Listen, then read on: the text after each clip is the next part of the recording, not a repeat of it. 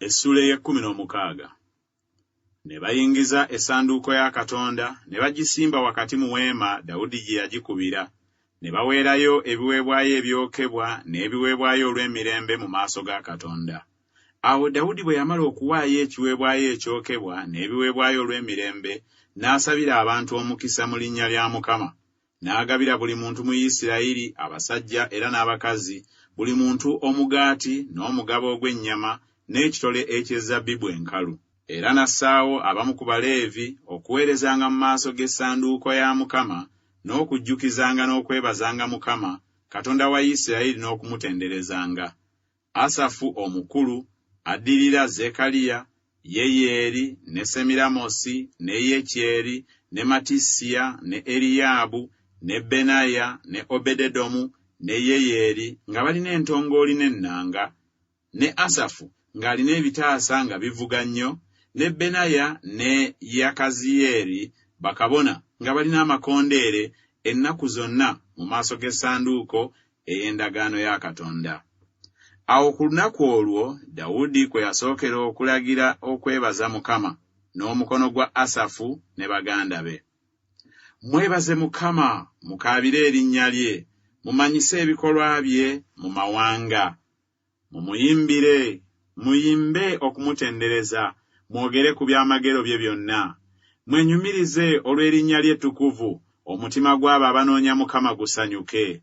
Munoonye Mukama n'amaanyi ge, munoonye amaaso ge ennaku zonna. Mujjukire ebyamagero bye bye yakola, eby'ekitalo bye n'emisango egy'akamwa ke. Mwe ezzadde lya Isirayiri omuddu we, mwe abaana ba Yakobo abalonde be. Ono ye Mukama Katonda waffe, emisango gye gibuna ensi zonna.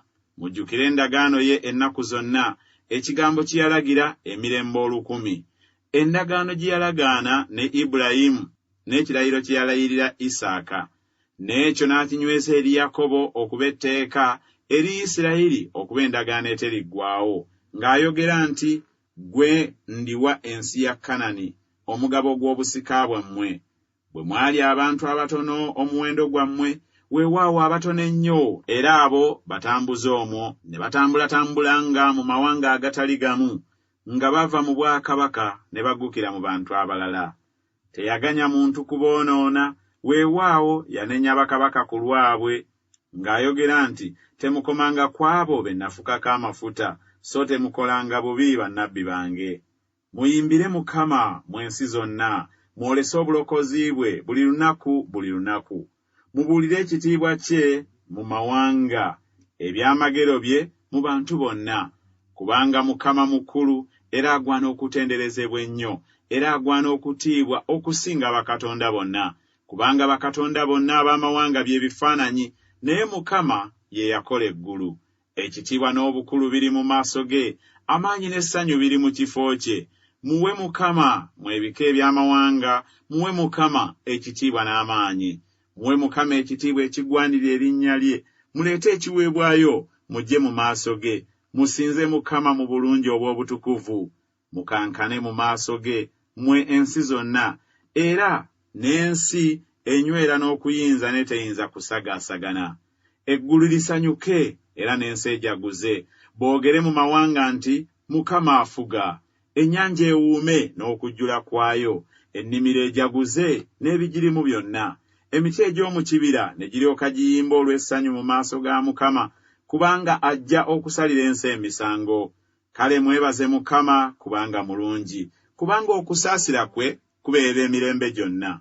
Mwogere nti, otulokole, Ayi Katonda ow'obulokozi bwaffe.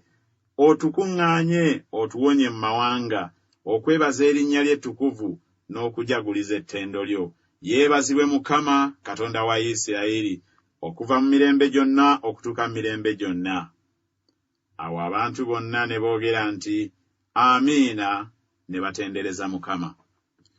Awo n'aleka eyo mu maaso g'essanduuko ey'endagaano ya Mukama, Asafu ne baganda be okuweererezanga mu maaso g'essanduuko obutayosangawo, ng'omulimu ogwa buli lunaku bwe gwayagalanga.